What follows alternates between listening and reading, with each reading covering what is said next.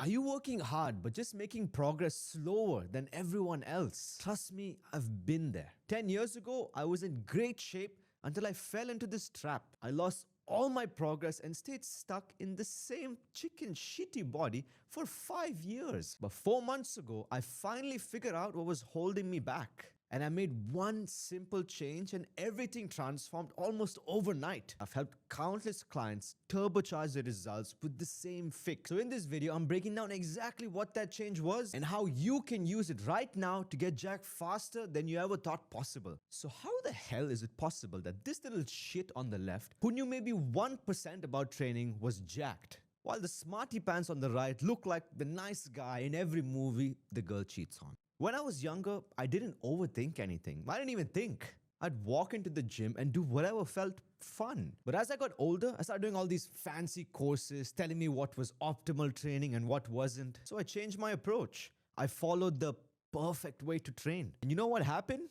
I stopped enjoying training. My consistency disappeared. I started half-assing everything. My gains were slower than the Wi-Fi at my grandma's house. I lost my balls. Your attitude and your effort in the gym change drastically when you're doing something you enjoy versus something you dread. It's exactly like dating. If you really love a woman, there's flowers, you're picking her up, you're singing for her, you're doing too much coochie coochie baby. Going the extra mile feels easy and it just happens. But if you only kind of like us, like, fucking hell, fuck me, becomes a chore. So we need to apply the same mindset to training because most people are just half-assing things. You have to find an approach that you can actually fall in love with. So here's a real-life example of how I made this change. Now, when it comes to training chest, you got a bunch of different options. Barbell bench presses, dumbbell presses, push-ups. They all hit the same movement pattern and deliver similar results over time. I personally hated dumbbell presses. They always felt awkward on my shoulders, but I loved barbell bench presses. Since I was a kid, I dreamed of bench pressing 2 plates each side. But all this science kept telling me you need to get a big stretch to maximize building muscle. So dumbbells was supposedly better. So I forced myself to do them, and every time it was just whatever. Let's get this over with. But with bench press, I looked forward to it all day. I'd be in the supermarket thinking how much I'm going to be lifting. I'd be driving to the gym and thinking about it. And when it was time to train, I trained my ass off. That right there is why you shouldn't do what's optimal or exactly what a program says. Just pick a few good exercises you genuinely like. And this is such an important choice because the ones you choose will determine whether you're fired up or you just clocking in and clocking out of the gym. Another example is I fucking hate lunges. I don't care. I don't want to do them. Fuck lunges. So I cut them out and I just double down on the split squats and the leg presses. Similar movement patterns, but a much better experience and a completely different attitude. It's literally like driving. There's so many ways to get to your destination. You don't have to take the busy, big highways if you don't like it. You can take the quiet back roads if that's more your style. Here's what an efficient back day looks like. But here's also an efficient back day. So there's no right or wrong. Change your program to the exercises you actually like and enjoy, while it's also covering all the basic movement patterns for each muscle group. And if you don't like any, cool, just choose the ones you hate the least. Just remember, the best program is the one you actually like and can follow long term.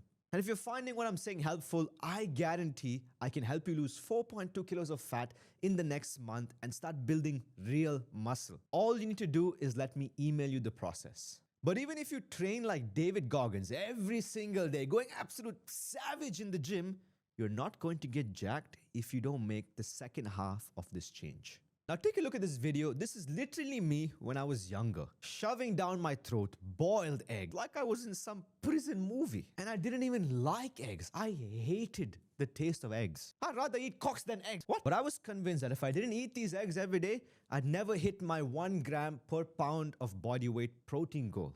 And all my hard work in the gym would go to waste. Because it's like trying to build a house without enough bricks. You can have the best blueprint in the world, but if you don't have the materials, nothing's getting built. So I kept doing it, forcing it until I eventually burned out and just stopped caring about everything. And here's what I wish someone told me back then. There are 1,000 ways to hit your protein goal.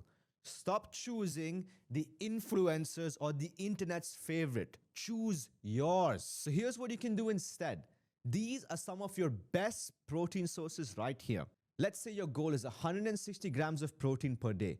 So pick 3 to 5 options you actually enjoy eating and then ask ChatGPT. Hey ChatGPT, how's it going, dog? I love chicken breast, lean beef, cottage cheese, and whey protein. My goal is to eat 160 grams of protein every day. Can you give me a couple of simple meal plan ideas with quick snacks that will help me hit my target? Bitch, you get some great ideas in seconds. And if you need more, just ask for more. By doing this, you're not gonna be fucking miserable with your diet anymore. Hitting your protein target gets way easier, and so does building muscle. So fuck everyone, train in a way you actually enjoy, but is also smart, and pick protein sources you like.